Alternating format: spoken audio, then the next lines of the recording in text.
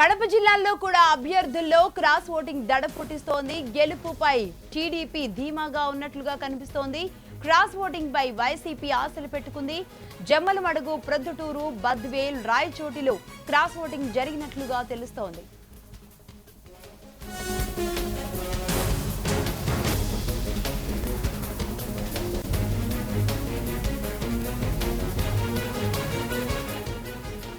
దీనికి సంబంధించిన మరిన్ని అప్డేట్స్ కడప నుంచి నాగరాజు అందిస్తారు. నాగరాజు, చెప్పండి. మొత్తానికి ఇటు కడపలో కూడా అభ్యర్థుల్లో దడ పుట్టిస్తున్నట్లుగా తెలుస్తోంది. కానీ వైసీపీ ధీమాగా ఉంది, అటు టీడీపీ కూడా ధీమాగా ఉంది. అక్కడ కడపలో పరిస్థితి ఏ విధంగా ఉంది? ఎన్నికల ప్రచారం మొదలైనప్పటి నుంచి కూడా టీడీపీ కొంత అప్రమత్తతగా వ్యవహరిస్తూ ముందుగానే ఓటర్లను క్యాంపులకు తరలించడంతో వైసీపీ కొంత ఓటర్లను జత చేసుకోవడంలో కొంత వెనుకబడిందని చెప్పొచ్చు. అయితే ఏదేమైనప్పటికీ ఇక్కడ వివేకానంద రెడ్డికి విస్తృతమైన పరిచయాలు ఉండడంతో చాలా వరకు తనకున్న పరిచయాల మేర చాలా మందిని ఆయన మద్దతు పలికేలా లోపల సర్దుబాటు చేసుకున్నట్టుగా సమాచారం. దీనివల్ల తెలుగుదేశం పార్టీ మొదటి నుంచి కూడా మా అక్కడ సంఖ్యాబలం ఉందని గంటాబలంగా చెప్తున్నప్పటికీ వైసీపీ మాత్రం మా క్రాస్ ఓటింగ్ కలిసి వస్తుంది, నేనే 200 నుంచి 100 ఓట్ల మెజార్టీతో గెలుస్తానని చెప్పేసి వివేకానంద రెడ్డి కూడా చెప్పాడు. ఏదైతే క్యాంపులో ఓటర్లు ఉన్నప్పటికీ వివేకానంద రెడ్డి ప్రకటనతో చాలా తీవ్ర ఆందోళనకు గురైంది తెలుగుదేశం పార్టీ. ఇప్పటికి కూడా ఎన్నిక ముగిసినా కూడా ఆ పార్టీకి క్రాస్ ఓటింగ్ భయం ఇప్పటికీ వీడటం లేదు. కానీ నిన్న పరిస్థితిని బట్టి చూస్తే దాదాపుగా జమ్మలమడుగు, ప్రొద్దుటూరు, మైదుకూరు, రాయచోటి నుంచి భారీగా క్రాసింగ్ జరిగిందన్న ప్రచారం కూడా సాగుతుంది. మొత్తం మీద ఈ క్రాసింగ్ ప్రకటన మాత్రం అధికార పార్టీని కొంత కలవరపాటు గురి చేస్తుంది. Right, thank you Nagaraju.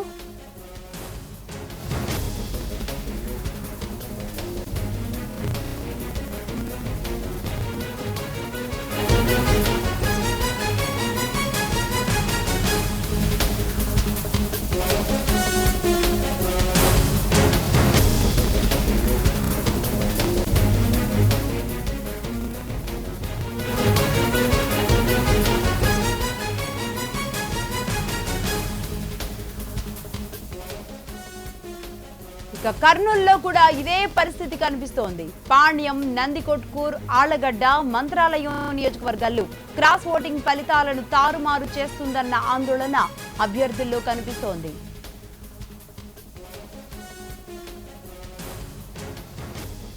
దీనికి సంబంధించిన అప్డేట్స్ హరికిషన్ అందిస్తారు కర్నూలు నుంచి. హరికిషన్, చెప్పండి. ఎక్కడ చూసినా ఈ క్రాస్ ఓటింగ్ టెన్షన్ అయితే అభ్యర్థుల్లో కనబడుతోంది. మరి అంటే నిన్న ముగిసిన తరువాత ఇప్పుడు ఈ టెన్షన్ మొదలైంది. ఎలా ఉంది అక్కడ పరిస్థితి? లక్ష్మి, మీరు చెప్పింది మాత్రం 100కి 100 నిజం. దీనిపైన ఇప్పుడే నిన్నటి నుంచి కూడా బెట్టింగ్లు కూడా ప్రారంభమయ్యాయని చెప్పేసి ఖచ్చితంగా చెప్పుకోవచ్చు. ఎందుకంటే గతంలో టీడీపీ అభ్యర్థిగా ఉన్నటువంటి శిల్పా చక్రపాణి 146 ఓట్లతో గెలవడం జరిగింది. మొత్తం కర్నూలు జిల్లా వ్యాప్తంగా 1026 ఓట్లుంటే నిన్న 1080 ఓట్ల దాకా కూడా పోల్ కావడం జరిగింది. ఇదే నేపథ్యంలో ఖచ్చితంగా తన గెలుపు నల్లేరుపై నడక అని చెప్పేసి పైకి చెప్పినప్పటికీ లోపల మాత్రం ఎక్కడో కాస్త ఒక చిన్న సంశయం మాత్రం ఉందని చెప్పేసి ఆయన అభిమానులు కానివ్వండి లేదా టీడీపీ కార్యకర్తలు కూడా చెప్తున్న పరిస్థితి కనిపిస్తుంది. కానీ శిల్పా చక్రపాణి రెడ్డి మాత్రం గతంలో 14 నియోజకవర్గాలకు 11 నియోజకవర్గాల వైకాపా ఎమ్మెల్యేలు ఉంటే 3 మాత్రము అధికార పార్టీ ఎమ్మెల్యేలు ఉన్నప్పుడే తాను 146 మెజార్టీ సాధించానని ఈ ప్రాంతానికి రెట్టించిన మెజార్టీ వస్తుందని చెప్పేసి ధీమా వ్యక్తం చేయడం జరిగింది. అందుకు కారణం కూడా 5 మంది వైకాపా ఎమ్మెల్యేలు టీడీపీ తీర్థం పుచ్చుకోవడమే కారణంగా చూపెడుతున్నారు.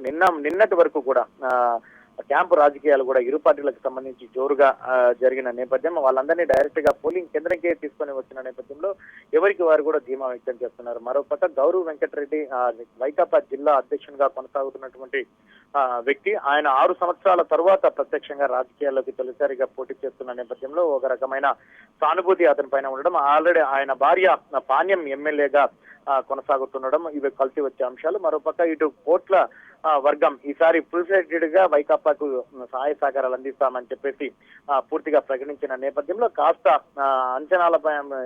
ఫలితాలపైన కూడా అంచనాలు వేసుకుంటున్నారు ప్రతి ఒక్కరు కూడా. ఈ నేపథ్యంలోనే ఇటు కోడుమూరు, కోట్ల గట్టి పట్టుకున్నటువంటి నియోజకవర్గం, అలాగే బాలనాగిరెడ్డి మంత్రాలయానికి సంబంధించినటువంటి నియోజకవర్గం, అలాగే పాణ్యం, గౌరీ చరిత ప్రస్తుతం ఎమ్మెల్యేగా కొనసాగుతున్నటువంటి నియోజకవర్గం నందికొట్కూరు. ప్రస్తుతం వైకాపా ఎమ్మెల్యే ఉన్నటువంటి ఐజయ్య ఆల్రెడీ కొనసాగుతున్నారు. అలాగనే నందికొట్కూరులో గౌరవ్ వెంకటరెడ్డికి సంబంధించిన సొంత నియోజకవర్గం. సో ఈ నియోజకవర్గాలతో పాటు రీసెంట్ గా గుండెపోటుతో మృతి చెందినటువంటి భూమా నాగిరెడ్డికి సంబంధించి ఇటు నంద్యాల అలాగే ఆళ్లగడ్డ ఈ రెండు నియోజకవర్గాల్లో కూడా పూర్తిగా నాగిరెడ్డికి ఫుల్ గా ఇటు ఎంపీటీసీలు కానీ జెడ్పీటీసీలు కానీ వీళ్ళు పెద్ద ఎత్తున ఫాలో అవుతున్నారు. అయితే గతంలో నాగిరెడ్డి బ్రతికి ఉన్నంత వరకు కూడా శిల్పా వర్గానికి నాగిరెడ్డి వర్గానికి ఆధిపత్య పోరు కొనసాగింది. ఈ నేపథ్యంలోనే నాగిరెడ్డి హఠాత్ మరణంతో అంతకంటే ముందు ఆయన ఎంపీటీసీలు జెడ్పీటీసీలను డైరెక్ట్ గా చంద్రబాబు నాయుడు దగ్గరికి తీసుకువెళ్లి ఖచ్చితంగా గెలిపించి ఎమ్మెల్సీని గెలిపించి తీసుకొని వస్తున్నాం టీడీపీకి అని చెప్పేసి ఒక నమ్మకం ఏదైతే భరోసా ఇచ్చి వచ్చిన మరుసటి రోజే ఆయన మరణించడంతో ఇటు కార్యకర్తలు కూడా జీర్ణించుకోలేకపోతున్నారు. మరోపక్క ఇటు భూమా అఖిలప్రియ ఆళ్లగడ్డ ఎమ్మెల్యే అలాగే భూమా కుటుంబ సభ్యులందరూ కూడా నంద్యాలలో విలేకరుల సమావేశం ఏర్పాటు చేసి అలాగే ఎంపీటీసీలు జెడ్పీటీసీలు ఓటర్లతో అందరూ కూడా సమావేశపరిచి ఖచ్చితంగా టీడీపీ అభ్యర్థిగా ఉన్నటువంటి శిల్పా చక్రపాణి రెడ్డికి ఓటు వేసి గెలిపించాలని చెప్పేసి అందరికీ సూచించిన నేపథ్యంలో ఎవరి వ్యక్తిగతంగా వేస్తారా లేదా వారి సూచనలకు అనుగుణంగా ఓటేస్తారని చెప్పేసి ఇక్కడ మాత్రం జోరుగా బెట్టింగ్లు జరుగుతున్నాయి. ముఖ్యంగా నంద్యాల ఆళ్లగడ్డ ప్రాంతంలో అంతకు ముందు ఉన్నటువంటి శిల్పా భూమా గొడవల మధ్య ఓటు పక్కకు వెళ్తుందా లేదా భూమా మరణం తర్వాత ఆయన కుటుంబ సభ్యులు అభ్యర్థన మేరకు శిల్పా చక్రపాణి రెడ్డికి ఇక్కడ ఓటింగ్ జరుగుతుందా లేదా అనేది మాత్రము చాలా ఆసక్తికరమైన చర్చ సాగుతోంది ఇటు కర్నూలు జిల్లా వ్యాప్తంగా.